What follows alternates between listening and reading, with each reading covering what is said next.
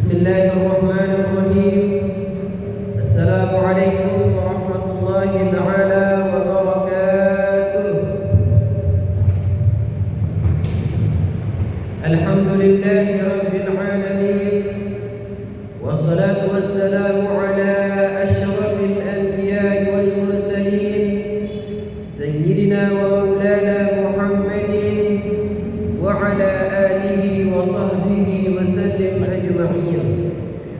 Rabbi shrah li sadri wa yassir li amri wahlul 'uqdatam min lisani yafqahu qawli.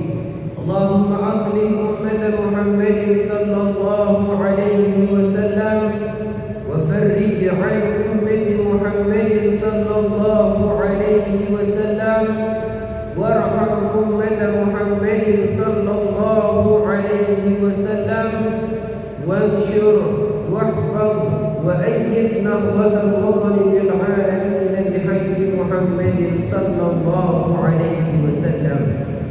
أما بعد. Sebelum Yang Penunggu Sami memulai pengajian pada malam hari ini, seperti biasa mari kita bacakan bacaan suratul Fatihah kepada guru-guru Yang Penunggu Sami, kepada orang tua Yang Penunggu Sami, kepada anak keturunan Yang Penunggu Sami, kepada orang yang berjasa dalam kehidupan Yang Penunggu Sami yang masih hidup di antara mereka. Semoga Allah panjangkan umurnya fi ta'atillah, mudahkan segala rezeki beserta urusannya. Yang sudah meninggal dunia di antara mereka, semoga Allah ampunkan segala salahnya, ampunkan segala dosanya, terima amal segala kebaikannya, dan ditempatkan di sisi Allah di tempat yang terbaik. Ala hadhihi niyyah wa li kulli niyyatin salihah bisiril Fatihah.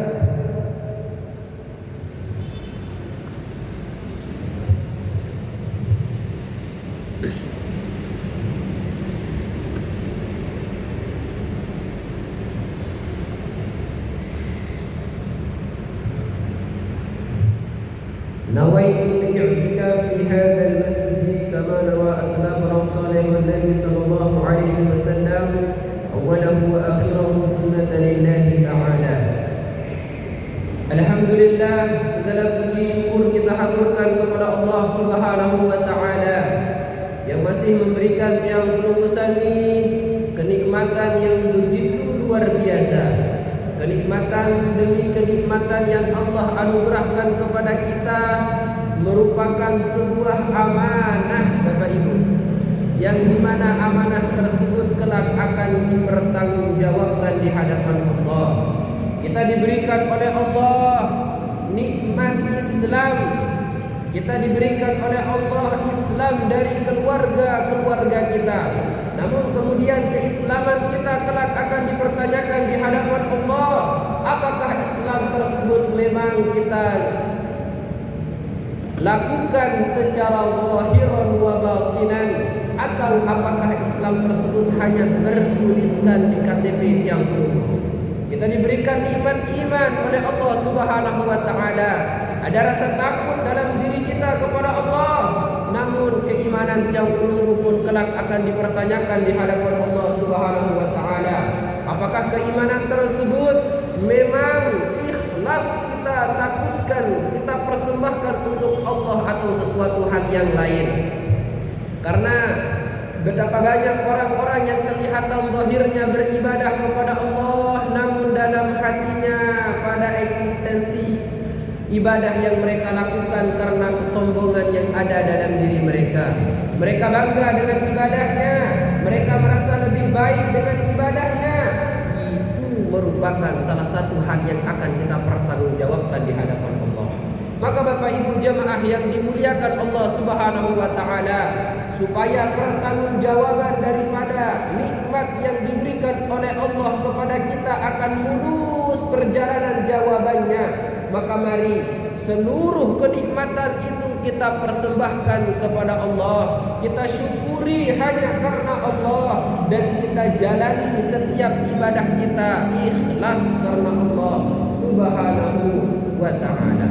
Hanya dengan demikianlah cara satu-satunya Bapak Ibu, kemudian kenikmatan itu akan ditambah dan diberkahi oleh Allah Subhanahu wa taala.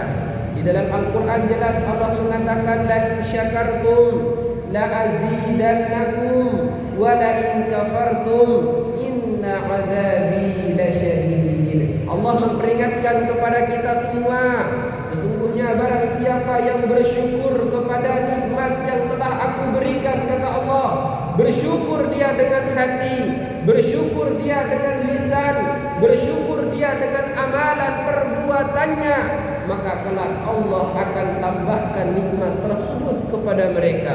Bukan saja ditambah, kata Allah, bahkan nikmat-nikmat tersebut akan dilipat gandakan di sisi Allah Subhanahu wa ta'ala. Kemudian Allah dengan tegas memperingatkan kepada kita, kalau kalian tidak pandai bersyukur kepadaku, aku telah berikan kenikmatan hidup kepadamu, aku tidak meminta imbalan uang dan harta atas kehidupan yang aku beri, namun cukup berikan terima kasih dan syukurmu kepadaku, kata Allah, sebagaimana yang telah disebutkan tadi. Maka barang siapa di antara kita kemudian kufur terhadap nikmat Allah, tidak mau berterima kasih kepada Allah, merasa kemudian kehidupan ini adalah karena dirinya, melakukan apapun karena dirinya, maka kata Allah Subhanahu wa ta'ala, inna azabi lasyadid, sesungguhnya azabku sangatlah pedih. Artinya bahwasanya kabarkan kepada mereka, kata Allah, bagi mereka yang tidak mau bersyukur kepada nikmat yang telah aku beri, bahwasanya tempat kembali mereka adalah sebuah tempat yang dimana tempat tersebut akan disiksa orang-orang yang kufur terhadap nikmat Allah Subhanahu wa ta'ala. Kedua kalinya salawat beserta salam tak lupa pula kita haturkan dan layankan kepada junjungan kita Nabi besar Muhammad sallallahu alaihi wasallam, seorang tokoh manusia revolusioner yang akan tetap menjadi panutan kita semua, Bapak Ibu, yang pernah Sayyidatuna Aisyah mendapati Nabi Muhammad melakukan solat malam sampai kedua kaki beliau terlihat pecah-pecah. Maka ketika ditanya oleh Sayyidatuna Aisyah, wahai Nabi Muhammad, ya Rasulullah, dendek gamak pelungguh niki ibadah sampai paksa diri, pelungguh niki Nabi, pelungguh niki Rasul, pelungguh niki manusia yang sudah diampunkan dosanya oleh Allah, yang sudah lampau ataupun yang akan terjadi. Biasa-biasa kita ibadah ya Rasulullah, bahasa Sayyidatuna Aisyah. Apa lantas jawaban Nabi Muhammad? Afala uhibbu an akuna 'abdan syakura. Wahai istriku, tidak pantaskah aku ini untuk menjadi bagian dari hamba-hamba yang bersyukur kepada Allah? Maka kemudian potret kesyukuran seorang hamba kepada Tuhannya sudah kita jelas lihat daripada bagaimana potret kesyukuran Nabi Muhammad kepada Allah Subhanahu wa ta'ala. Maka kemudian kita yang belum jelas statusnya sebagai seorang nabi ataupun rasul, yang belum jelas statusnya neraka atau surga tempat kembali, yang belum jelas status kehidupannya apakah husnul khotimah ataukah su'ul khotimah, maka perlu lebih wajib kita bersyukur kepada Allah ketimbang Nabi Muhammad. Maka Bapak Ibu jamaah yang dimuliakan Allah Subhanahu wa ta'ala, yang teringat salah satu sabda Nabi Muhammad sallallahu alaihi wasallam, yang dimana Nabi sallallahu alaihi wasallam bersabda, la tazalu hadhihi ummatu ala syari'atin ma lam yadhhar fihi thalath. Akan senantiasa umatnya Nabi ini berada dalam kebaikan, akan senantiasa umatnya Nabi ini berjalan di atas jalan rel syariatnya Allah selama 3 perkara ini belum terlihat di tengah-tengah umat. Apa lantas 3 perkara yang menjadikan kebaikan umat Nabi Muhammad akan menjadi redup? Apa lantas 3 kebaikan yang akan membuat kebaikan daripada tengah-tengah umat Nabi Muhammad akan lambat laun menjadi hilang? Nabi Muhammad mengatakan yang pertama, ma lam yathbit minhumul ilm, selama ilmu tersebut angkat di tengah-tengah mereka. Di dalam hadis yang lain Nabi mengatakan, innallaha la yaqbidul ilma intiza'an walakinallaha yaqbidul ilma biqabdil ulama. Dalam hadisnya yang lain Nabi mengatakan, sesungguhnya Allah tidak akan mencabut ilmu di tengah-tengah manusia tersebut secara sekaligus, namun Allah akan mencabut ilmu di tengah-tengah mereka dengan mencabut ahli-ahli ilmu tersebut.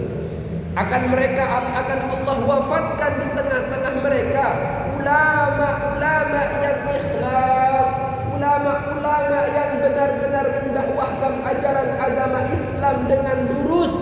Mereka lambat laun satu persatu akan dicabut nyawanya oleh Allah, sehingga tidaklah tersisa di tengah-tengah mereka kecuali orang-orang yang bodoh, kecuali orang-orang yang merasa diri pintar, yang dengan kebodohannya mereka kemudian berfatwa sesat menyesatkan, yang dengan kebodohannya mereka menggiring umat kepada kesesatan, yang dengan kebodohannya mereka kemudian memimpin umat ini.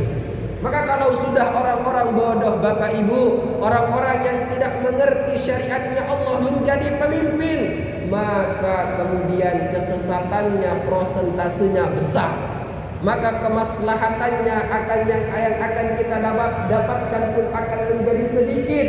Maka kemudian Bapak Ibu jamaah yang dimuliakan Allah, mumpung tiang penunggu sami terkican terhidup oleh tengah-tengah ulama, mari kita manfaatkan keberadaan mereka sebelum kemudian mereka dicabut nyawanya oleh Allah. Konde narak niki ulama sama sehirup pot bingung betau dia berketuan, pot bingung betau dia ngaji, pot bingung betau dia bermeke lampak ujung jalan Allah Subhanahu wa ta'ala. Artinya kemudian dari poin pertama masih aman di kota Kediri yang kita kenal dengan kota santri. Ilmu di tempat ini masih tersebar banyak di beberapa tempat. Buktinya pondok pesantren masih eksis berdiri. Buktinya pengajian masih banyak kita temukan. Artinya pengajian-pengajian, tausiah-tausiah agama masih sering kita dengarkan. Tetapi akan datang suatu saat, suatu zaman kata Nabi, yang dimana zaman tersebut ilmu akan dicabut, sehingga tidak ada yang hidup di tengah-tengah kampung tersebut orang alim satupun. Pun saling pada bercerita mereka keburukan, pun saling pada ketuan, padahal pada tanda tahu. Maka kemudian kesesatan yang akan terjadi sudah tidak bisa dihindarkan. Kedua, kata Nabi Muhammad sallallahu alaihi wasallam, umat ini akan tetap dalam kebaikan selama yang kedua, yakfuru fiha auladul khubsi aw waladul himfi. Selama yang kedua kata Nabi, tidak banyak bermunculan anak-anak yang mindset mereka itu tidak baik.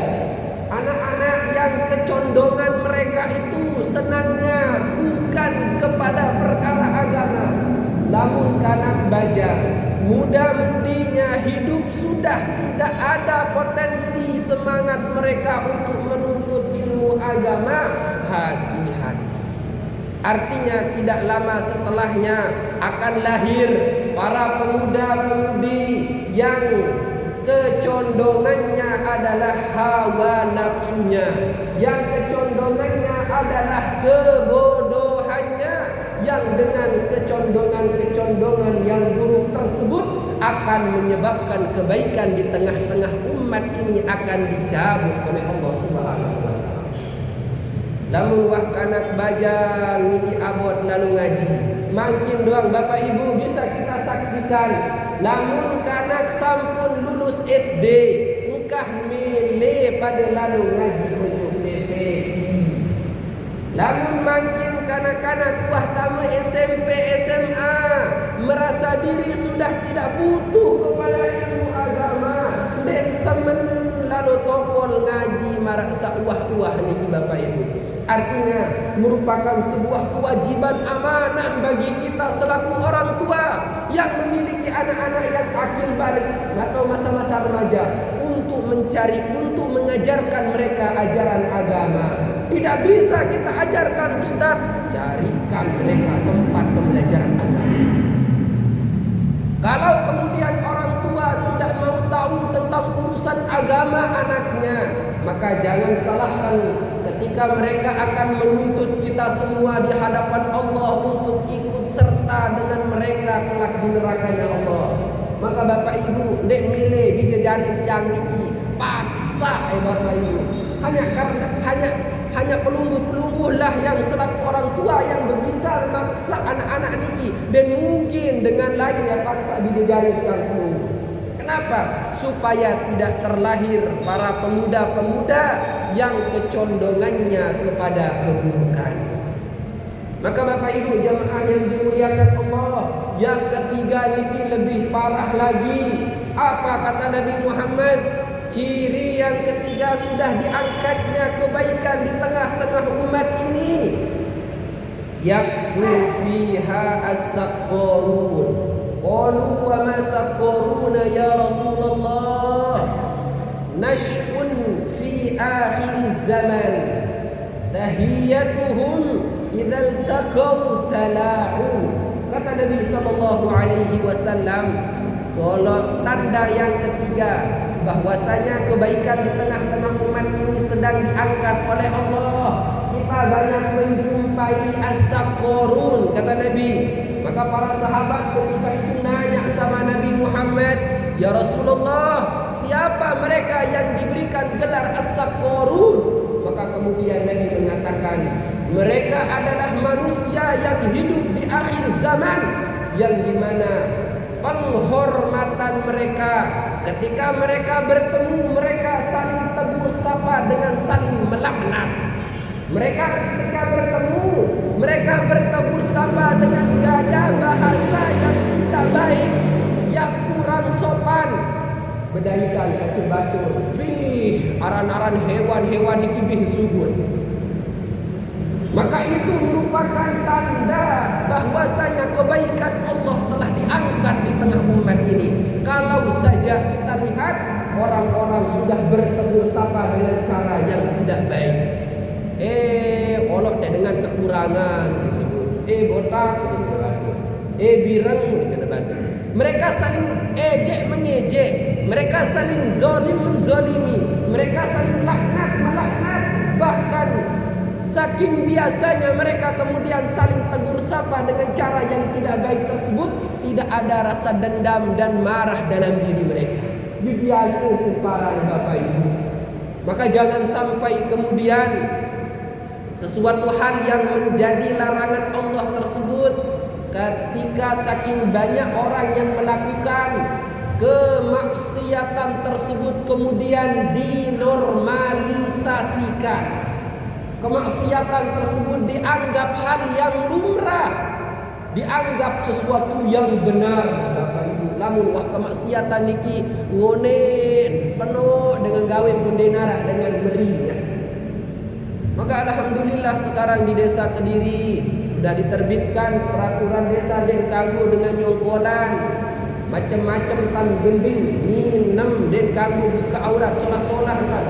Maka kemudian tradisi-tradisi yang baik termasuk nyongkolan ini merupakan warisan turun-temurun papu balok yang pelungguh. Sakniki tujuan supaya menampakkan bahwasanya dengan niki sampun merari lagu makin dengan bajang Masya Allah ya demen sedak adat istiadat dengan Allah. Yang buruk itu Bapak Ibu bukan nyongkolannya, tapi orang yang mengisi nyongkolan tersebut. Nyongkolan itu bagus Bapak Ibu. Nyongkolan ini merupakan tradisi bumi Sasak yang tempat yang pelulusan hidup. Tapi sekarang yang merusak tradisi tersebut adalah anak-anak yang peluluh yang tidak paham bagaimana cara menjalankannya. Kenapa? Karena kita selaku orang tua tidak terlalu keras mendidik anak-anak kita. Maka kemudian Bapak Ibu yang dimuliakan Allah, ketika tiga tanda ini sudah ada di sebuah tempat, itu artinya tempat tersebut kebaikannya sudah dicabut oleh Allah. Sehingga kemudian namun tercabut kebaikan oleh suatu tahun ini, tidaklah tersisa kecuali keburukan doa. Maka kemudian kesimpulannya, mari kita hidupkan ilmu Bapak Ibu, terutama ilmu yang menuntun kita kepada Allah, ilmu yang menambah ketakwaan kita kepada Allah. Tidak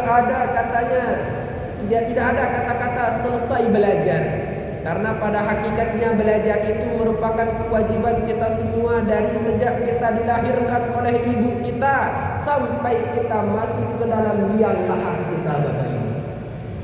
Mari kemudian kita didik anak-anak generasi kita supaya tidak condong mereka menjadi golongan yang arah kecondongan mereka kepada keburukan. Dan yang ketiga, mari pantau terus Bapak Ibu, awasi gerak-gerik pergaulan anak-anak kita. Jangan sampai tegur sapa mereka lakukan dengan cara mereka saling melaknat, mereka saling mengejek, mereka saling bertukar kata-kata yang kotor di antara mereka. Sehingga kemudian kalau usaha tersebut sudah kita lakukan, sisanya kita serahkan kepada Allah Subhanahu wa ta'ala. Maka Bapak Ibu jamaah yang dimuliakan Allah Subhanahu wa ta'ala, pada malam hari ini kita akan lanjutkan pembahasan bahwasanya ada 10 hadiah yang akan diberikan oleh Allah kepada para calon penduduk surga. Kemarin kita sudah bahas bahwasanya Allah Subhanahu wa ta'ala itu ternyata menyuruh satu malaikat, yang kemudian malaikat tersebut menyampaikan kepada seluruh calon penduduk surga satu buah hadiah kepada mereka sebelum mereka memasuki surga.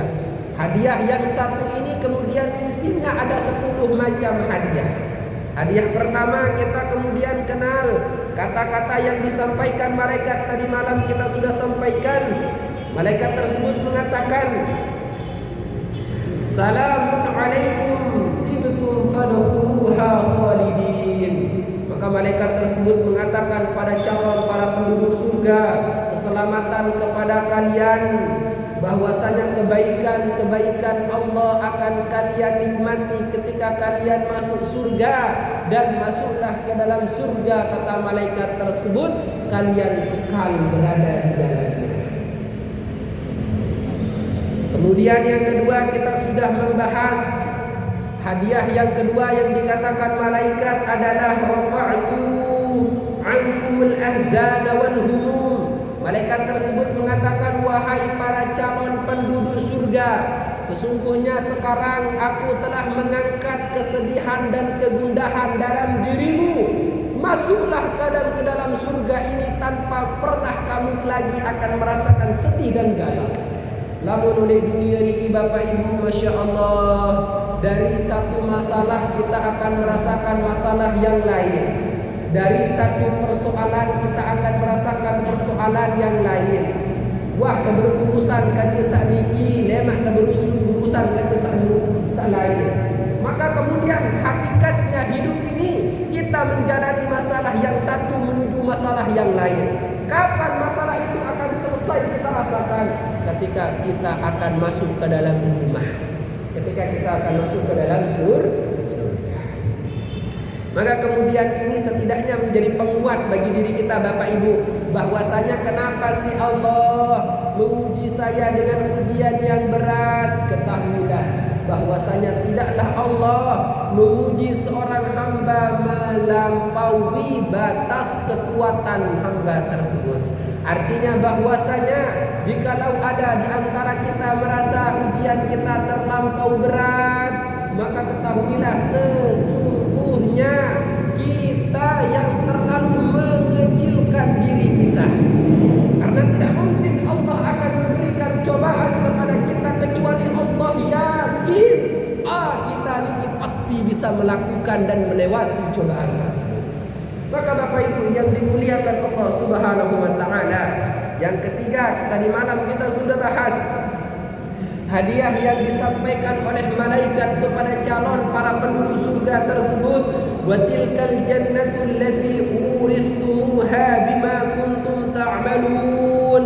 Inilah surga, kata malaikat, yang dimana surga ini diwariskan kepada mereka yang dulu di dunianya mereka mengerjakan amal-amal kebaikan, yang di dunianya dulu mereka orang-orang ini sabar menjalankan aturan dan syariatnya Allah Subhanahu wa ta'ala.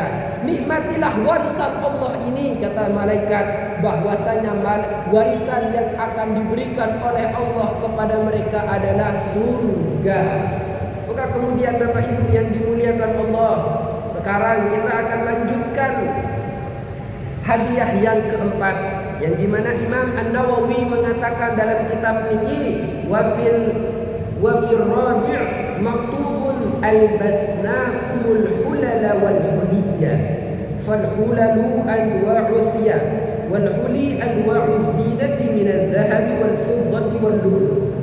Yang keempat, kata Imam Nawawi, malaikat tersebut akan mengatakan kepada para calon penduduk surga, albasnakum al-hulala wal huli.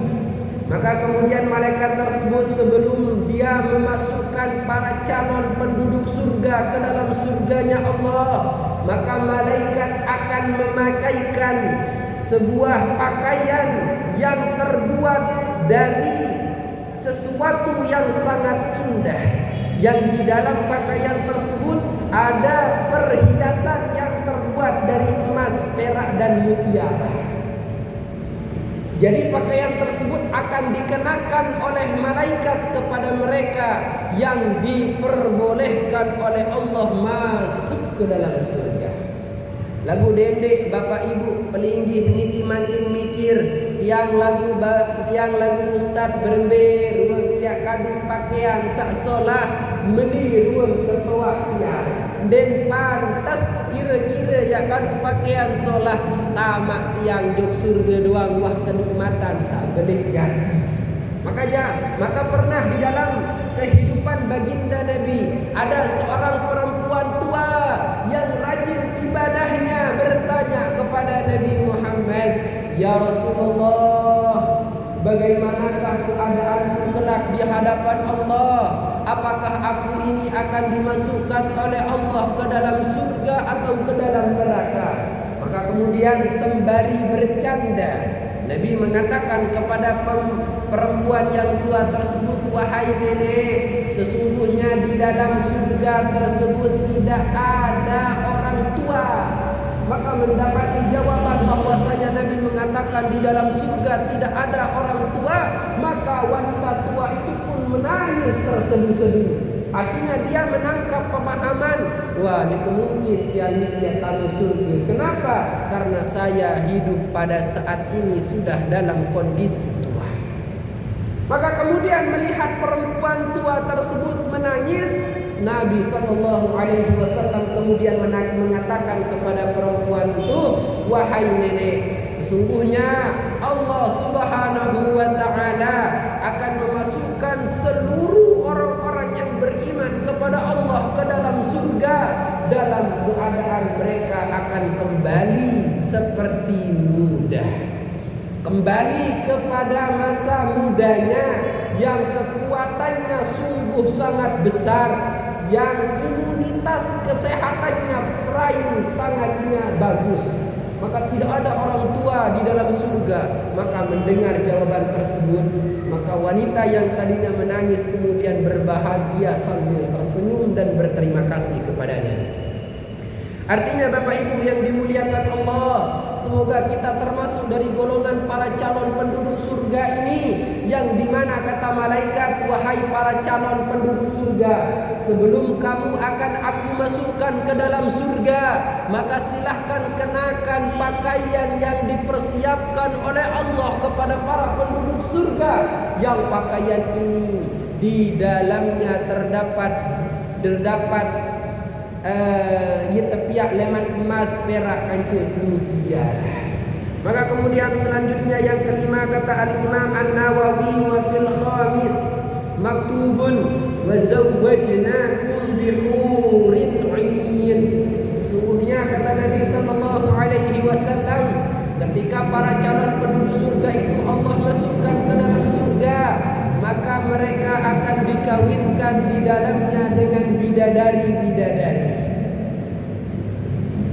Ada dalam sebuah riwayat Nabi sallallahu alaihi wasallam mengatakan sesungguhnya bidadari di dalam surga, jikalau mereka meminum air yang ada di dalam surga, maka air yang masuk ke dalam kerongkongan mereka terlihat saking putihnya leher mereka.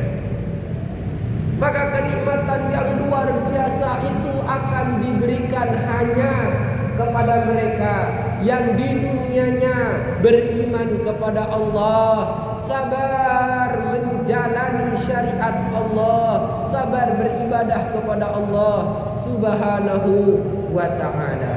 Kemudian selanjutnya, inni jazaitumul yawma bima sabaru annahum humul faizun. Di dalam ayat yang lain Allah Subhanahu wa ta'ala mengatakan, sesungguhnya aku memberikan balasan pada hari ini tentang apa yang dulu kalian sabar, bahwasanya hari ini kalian termasuk orang-orang yang benar. Maka mari kita telisik ayat ini Bapak Ibu yang dimuliakan Allah.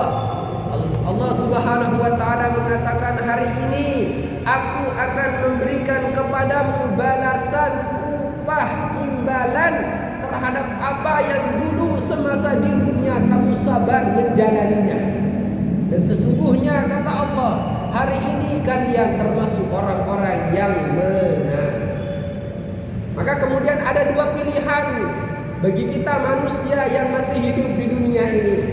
Mari kita bersenang-senang di dunia ini, tidak peduli apakah itu halal apa haram, apakah itu perintah apa larangan, dilakukan saja. Silahkan bersenang-senang. Tetapi kesenangan yang kita bisa lakukan di dunia ini cumalah terbatas. Yang kemudian kalau kesenangan itu kita lampaui batasnya di dunia, kita akan bertemu dengan Allah dalam keadaan Allah pasti murka kepada kita. Pilihan kedua, kita bersabar dengan apa yang telah Allah aturkan kepada kita di dunia ini. Tidak semua hal boleh kita lakukan, tidak semua hal boleh kita makan dan minum, tidak semua wanita boleh kita gauli, tidak semua apa yang kita lakukan boleh kita kerjakan. Tetapi kemudian kesabaran yang kita lakukan di dunia ini hanyalah sementara.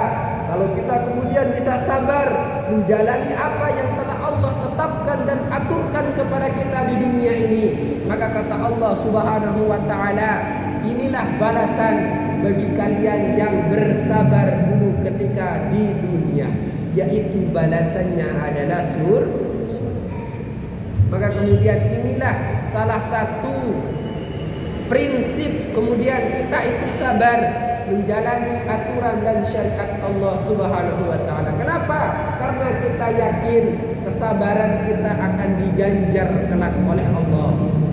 Kelelahan kita beribadah kelak akan diberikan ganjaran pahala oleh Allah. Kelelahan kita, kesedihan kita, semuanya akan diganti oleh Allah Subhanahu wa ta'ala. Kemudian selanjutnya di sini Allah Subhanahu wa ta'ala mengatakan, hadza jazaa'ukumul yawma bima fa'altum minat ta'ati. Inilah balasan bagi kalian pada hari ini, kata Allah, dengan apa yang dulu kamu kerjakan daripada ketaatan yang kalian lakukan kepadaku. Maka kemudian Bapak Ibu yang dimuliakan Allah Subhanahu wa ta'ala, wajarlah ketika Allah Ta'ala berfirman di dalam Al-Quran, wal asri, demi masa. Ketika Allah Subhanahu wa ta'ala bersumpah demi sesuatu, artinya kemudian sesuatu itu di hadapan Allah sungguh sangat berharga nilainya. Allah Subhanahu wa ta'ala bersumpah demi waktu, artinya waktu itu Bapak Ibu seberembe pun sugih tiang pelunggu, seberembe pun tinggi jabatan tiang pelunggu oleh dunia ini kenara dengan bau beli waktu. Waktu yang Allah telah gariskan kepada semua kita satu kali berlalu tidak akan pernah kembali untuk selama-lamanya. Maka kemudian Pangkal modal terbesar manusia di hadapan Allah adalah waktunya. Bahkan orang-orang yang sudah masuk ke dalam surga kelak di hadapan Allah akan menyesal. Ya Allah, nyesel ketiang niki ya Allah. Maka kemudian ditanya, kembek deside niki nyesel sampun dendot oleh surga, merasakan kenikmatan yang begitu tiada taranya. Maka kemudian para ahli surga tersebut mengatakan, sungguh saya menyesal kepada Allah. Dulu ada waktu-waktu hidupku semasa di dunia aku itu lalai untuk melakukan ibadah. Nyesel kadang ketahui meniruan balasan Allah Ta'ala. Nyesel kelai dikit yang pas kebajang dek kepacu tak menuntut ilmu ibadah. Padahal oleh surga tahu dengan ini. Maka kemudian Bapak Ibu yang dimuliakan Allah Subhanahu wa Ta'ala, mari kita kemudian saling menasehati dalam kebaikan, dan mari kita saling menasehati dalam keburukan. Hanya dengan cara demikianlah kita kemudian akan terus berada dalam rel syariat Allah Subhanahu wa Ta'ala. Jangan sampai kemudian kita termasuk di antara golongan orang-orang yang dikatakan di akhir zaman tersebut banyak sekali orang yang paginya masih beriman kepada Allah, yusbihu mu'minan wa yumsi kafiran. Aru-aru dengan iki masih sembahyang, aru-aru dengan iki masih lalu ngaji, lagu waktu sore dengan iki wah jari dengan kafir misalnya. Wa yusbihu kafiran wa yumsi mu'minan, atau arak dengan oleh akhir zaman penuh gati manusia ini oleh sore jadi pacu ibadah lagu aru-aru wah jari dengan kafir. Semoga kita kemudian tidak termasuk dari golongan yang seperti ini. Aden sabau aru-aru yang penunggu niki ibadah, siang ibadah, sore ibadah, malam ibadah, kelema ibadah, terus telancar ibadah. Kenapa kemudian di dalam pepatah Arab dikatakan man kana yaumuhu khairun min amsihi fahuwa rabihun. Barang siapa yang hari ini lebih baik daripada hari kemarin, maka sesungguhnya mereka adalah orang-orang yang beruntung. Hari ini ibadahnya bertambah ketimbang hari yang kemarin. Hari ini ketaatannya bertambah ketimbang kemarin.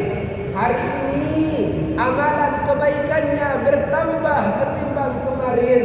Maka orang-orang tersebut hari ini termasuk orang yang beruntung. Tapi kemudian Nabi mengatakan wa man kana yaumuhu mithla amsihi fahuwa muflisun. Barang siapa yang hari ini sama seperti kemarin, ketaatan yang dilakukannya hari ini sama dengan ketaatan yang dilakukannya kemarin, ibadahnya hari ini masih sama dengan yang dilakukan ibadah kemarin, amal kebaikan yang dilakukan hari ini sama dengan yang dilakukannya kemarin, maka mereka dikatakan golongan orang-orang yang rugi. Lamun berdagang doang Bapak Ibu, lamun makin batin wah 100.000, boleh mak masih terbebati 100.000, termasuk dalam ilmu perdagangan dengan niki wah rugi. Walaupun lamun hitung-hitungan hirup agat-agatan masih sonah. Tetapi artinya tidak ada peningkatan di hari ini, tidak ada kemajuan perkembangan yang didapatkannya. Dan yang terakhir kata Nabi, wa man kana yaumuhu syarrun min amsihi fahuwa mal'unun. Dan barang siapa kata Nabi Muhammad yang hari ini lebih buruk ketimbang hari-hari yang kemarin, ibadahnya hari ini kok lebih sedikit daripada hari yang kemarin, kebaikannya hari ini lebih sedikit daripada hari yang kemarin, kejahatan yang dia lakukan kok hari ini lebih banyak ketimbang hari yang kemarin, maka kata Nabi Muhammad, orang ini termasuk orang yang dilaknat oleh Allah. Maka kemudian Bapak Ibu yang dimuliakan Allah, minimal lamun dedek bau jari dengan sak beruntung, minimal dedek jari dengan sak rugi, bahkan lamun bau dedek jari dengan sak telaknat isi Allah oleh dalam dunia niki. Maka kemudian Bapak Ibu jamaah yang dimuliakan oleh Allah Subhanahu wa taala, melanjutkan daripada nasihat Imam Nawawi niki, beliau mengatakan wa bis-sabi'ati maktubun sirtum syubbanan la tahramuna abada. Di sini dikatakan bahwasanya ketika para penduduk surga itu ingin dimasukkan oleh Allah, diwafatkan umurnya 70 tahun, diwafatkan oleh Allah umurnya ratusan tahun, maka ketika akan dimasukkan oleh Allah ke dalam surga, mereka akan menjadi orang-orang yang muda kembali. Maka kemudian selanjutnya Bapak Ibu yang dimuliakan Allah, wa bisabihi maqsir amina la takhafuna abada. Malaikat tersebut mengatakan kepada para calon penduduk surga, ketika Allah ingin memasukkan mereka semua ke dalam surga, maka kemudian malaikat tersebut mengatakan, wahai para calon penduduk surga, ketika kalian akan masuk ke dalam surga ini, maka kalian akan dijamin keamanannya oleh Allah. Janganlah kalian takut selama-lamanya. Kenapa? Karena orang yang sudah Allah masukkan ke dalam surga akan mendapatkan keamanan dari Allah Subhanahu wa ta'ala.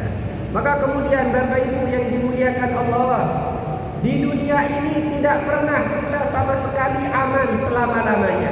Sai-sai dengan iki, mbembe tahun hirup dengan iki, pasti kehidupannya akan selalu tidak aman.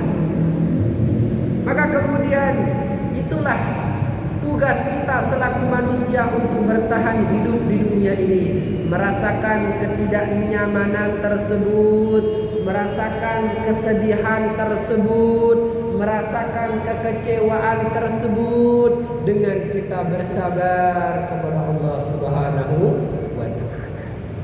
Maka kemudian Bapak Ibu yang dimuliakan Allah Subhanahu wa ta'ala, yang ke-9 kata Imam Nawawi, sampun di sini. Semoga apa yang kita dengarkan dari nasihat para ulama terkait tentang hadiah yang diberikan oleh Allah kepada para penduduk surga ini merupakan hadiah yang kelak kita akan dapatkan di sisi Allah Subhanahu wa ta'ala. Kita berdoa kepada Allah Subhanahu wa ta'ala dengan membaca bacaan suratul Fatihah yang merupakan intisari dari Al-Quran. Kita berdoa kepada Allah, ya Allah, jadikanlah kehidupan di dunia ini sebagai kehidupan yang penuh dengan kebaikan dan amal soleh. Doronglah keluarga kami untuk menjadi keluarga yang taat melakukan aturan dan ibadah kepadamu. Hidupkanlah kami dalam keadaan taat dan berikanlah kami wafat dalam keadaan husnul khotimah, dan kembalikanlah kami ya Allah ke dalam rumah-rumah kami, yaitu surga Jannatul Firdausil A'la. Ala hadhihi niyyah wa likulli niyyatin salihah kamilah syamilah lanal Fatihah.